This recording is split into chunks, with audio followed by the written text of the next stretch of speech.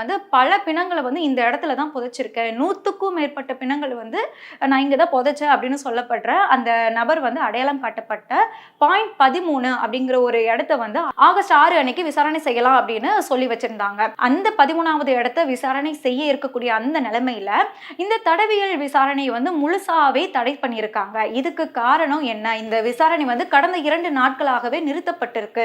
இதுக்கு காரணம் என்ன அப்படின்னு விசாரிக்கும் போது பிஜேபியை சேர்ந்த சந்தோஷ் குமார் எம்பி அப்படிங்கிறவங்க வந்து மத்திய உள்துறை அமைச்சர் அமித்ஷாவுக்கு ஒரு கடிதம் அனுப்புறாங்க. அது எதை பத்தினா இந்த தர்மசலா விவகாரம் பத்தியான ஒரு கடிதத்தை அனுப்புறாங்க.